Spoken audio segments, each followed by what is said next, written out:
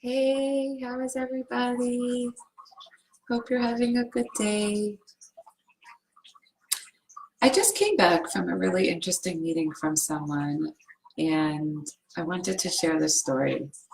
I also prepared a bunch of content today of, some common mistakes during this tax season, to be mindful of, but I really am excited to share this story of a client that I just met up with, for potential services.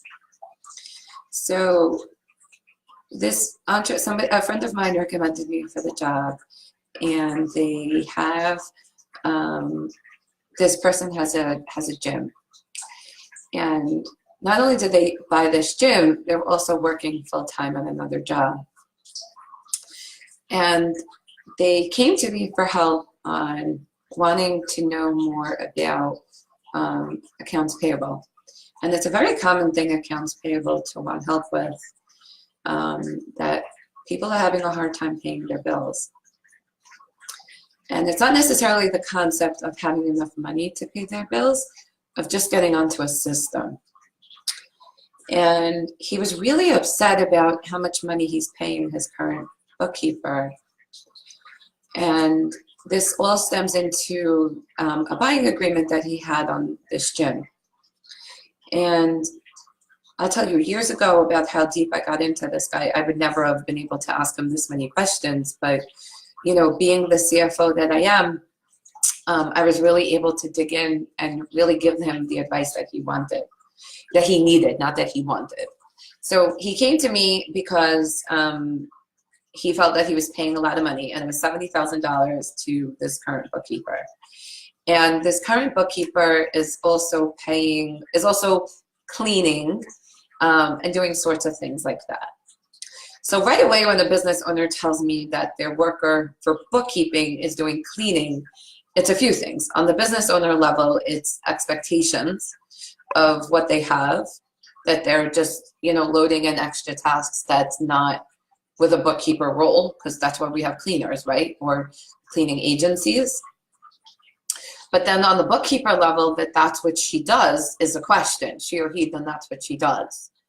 So I took him through the steps of my questions, and I offered him what I would do to help him. And he's like, "Oh my God, Margot, way cheaper."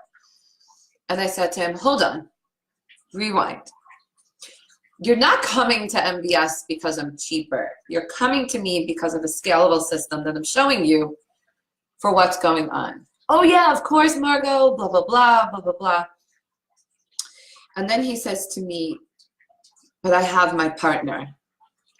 And I said, "What's going on with the partner?" And it all comes down to that a lot of the partner is the partner going to agree?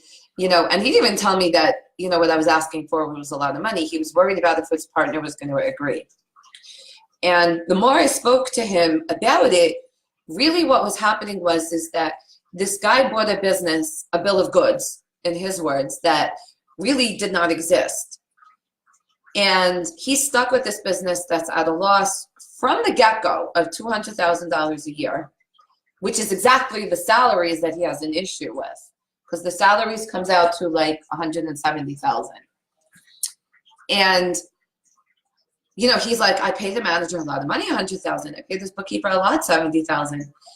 And people that are sitting there full time, if you're not willing to do the work as the business owner, entrepreneur, businessman, businesswoman, then you got to pay the money, because you realize that that person has to sit there, be away from their family, be away from their kids, and all that stuff around that. So we have to pay."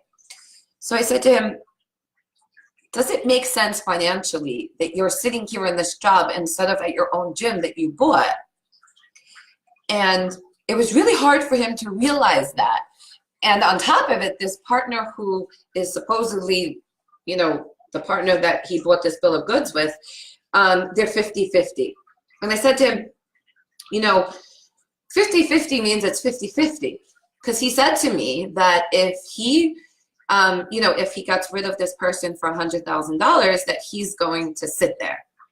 Now, that doesn't sit well with me, because if you're 50-50, the partners do 50-50. And if you're not doing 50-50, that partner is gone. You know, you have to have an internal agreement. So us as accountants, CFO, or whatever title that you're hiring for, it is so important for us to diagnose what the client really needs. Because really what he needed was like a business valuation. Because he also came and told me, this business owner, that my accountant, he has to stay. And part of the problem was that this accountant on top of the bookkeeper is paid for the same job. And really that person that's there full time, she can do the job. You're just choosing not to as the business owner. And this girl is shit out of luck, out of a job.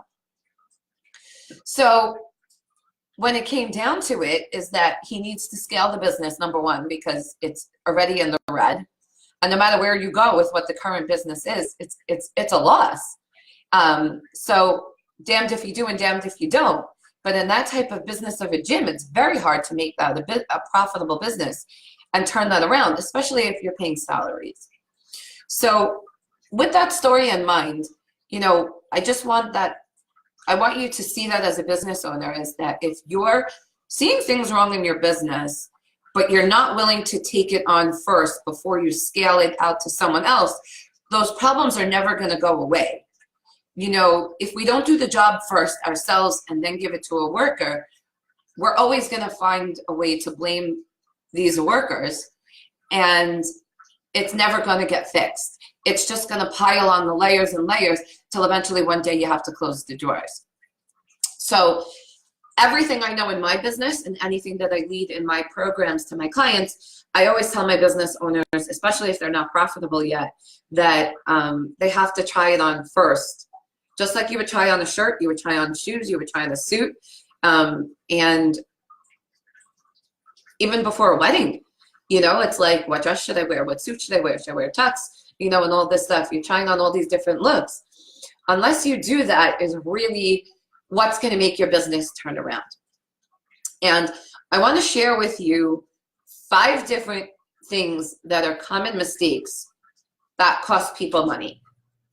And a lot of people, business owners at this time of year, are looking to do their taxes, and you could be on that proactive, that retroactive solution where you're trying to catch up from this year.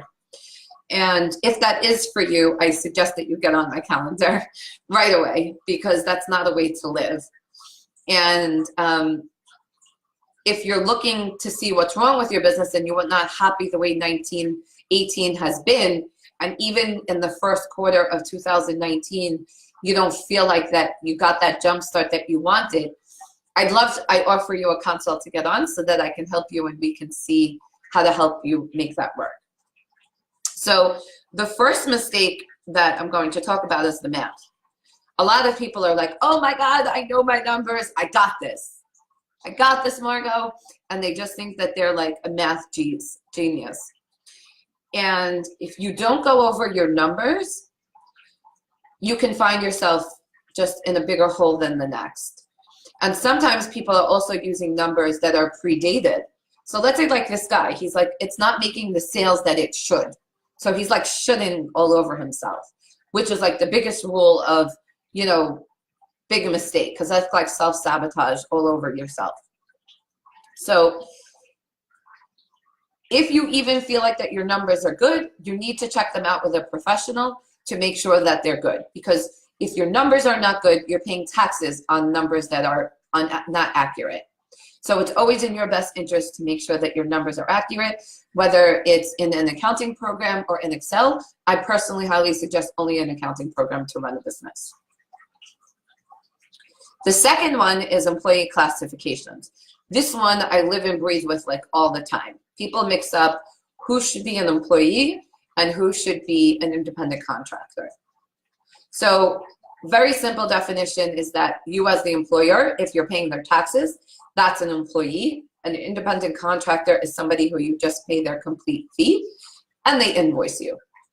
And the paperwork at the end of the year is all different sorts of things, you know, but the focus is on what to do, you know, which status to put them in. Now, Some people, so that they don't have to pay their taxes, they'll put people in an independent contractor status just to save that. Now, it's not cool from an accounting perspective, I'm going to tell you, and people think you're saving money. But what happens is in the business eventually is that that worker is really like a worker, and then things happen that separate you, and then chances are he or she can't convert because it's really not even in the best chance, in the best interest of the business owner. But it's a relationship from independent contractor to employee that's basically impossible to switch. And it's not even in your best interest.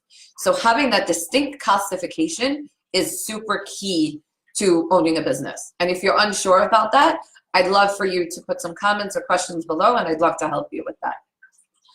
The third thing is side income. I find this a lot, is that people sometimes are making side money off of things and they just totally forgot. So let's say I run an accounting business, and then on the side, let's say I'm selling like, you know, some type of makeup or skincare or some type of system that I can sell. And that money is going into my personal bank account. All that money counts, it's just how it counts on the tax return. So it's super important to make sure that all the accounts are accounted for, and you're aware of what you're making. So like, let's say for sales that I'm bringing in another $1,000 a month, I'm selling skincare, and my accounting business, the money, you know, it's two separate businesses, and the money is not going in the same place. But if I'm not paying taxes on that money for the skincare business, I'm in trouble, because then all that money is piling up. And then we think like, oh, the IRS won't know. But eventually what happens is that something comes up where they do know, or you're looking to do something where you feel like that your numbers are off, or your business is growing, and then it ends up playing a toll. I also just call it the honest syndrome, that you just want to be honest, and then it's just easier than not to do the right thing. That's really my take in life most of the time, all the time actually. Number 4 is last year's figures. One of the easiest things to forget when filing taxes is that it should be carried from the year before. So like if you have losses that you're carrying over, it's super key to review that. Because sometimes there's carrying costs of depreciation and stuff like that that you need to bring over. So that's super key, to just know your ending numbers. And that's actually, in my accounting engagements, that's always the first step that we do, is making sure our tax return matches with the books. And it's also a common error that entrepreneurs don't do that the books and the tax returns match, that they have a full accurate view of what's going on in their business. The 5th one is, if you don't have any requisite knowledge, if you shouldn't, then you really shouldn't be filing your own taxes. It's really that simple. You're looking at it to save money, but you only know what you know. You don't know what you don't know.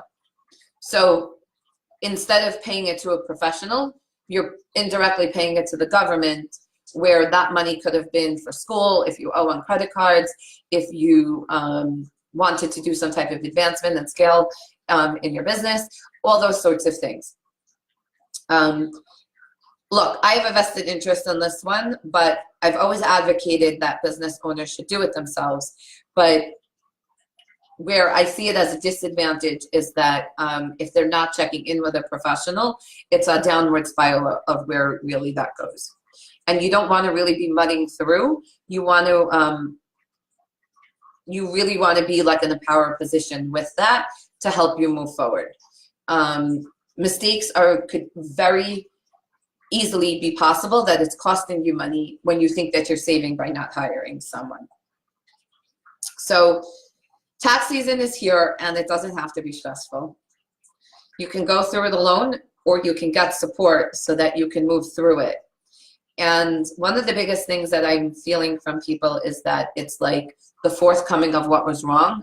And I'm totally there with you, that I can understand those feelings. But what I want to say is that it's okay, because you're human, right? The biggest thing is to recognize that you want to get that shit done, and you want to put it in the past. So the question to ask yourself is, how do I put one foot in front of the other to make sure that I'm always moving forward in my business. Because when you're moving one foot in front of the other in the business, even if you're taking that 2 millimeter shift of that step, it's still more than zero. You know, like when people are like, oh, I had a million things to do today. And I'm like number one of that. My list is always overpacked from what could actually get done in a regular work day. And you imagine I have support, I have a team, and I'm very big on outsourcing. So all I am is a phone call away. And what I share with you is an open opportunity to come, have a phone call with me. We'll have some fun, and to be able to explore your business and see how I can help you. The other thing is that I want to share with you, I put out there for a while ago, and I'm just going to offer it now too, is I created this separate way to work with me to get like a deeper dive. It's called a 2-hour rocket launch. What we do on this is that we get onto our phone call and we dive in. And we really create like the blueprint of the business to create like a strategy and to help you move forward. It's really meant to walk into my boardroom program, which is a 6 month. But even if you're an entrepreneur that you just want help to like know direction, strategize, it's fabulous. So I invite you for a free phone call, or I invite you to do the rocket launch, or both. I put that out there, all the different ways to work with me. And if you're not really sure that you want to work with me and you see my posts, my lives, which I think I haven't done a video in a while, and you really just want to chat and you need some help, I would love to help you. So if this video resonated with you, if you have questions, I'd love for you to put comments below. And I'm excited to hear from you. And I hope you have the rest of your day in a fabulous, fabulous, fabulous way. I love you all. Bye.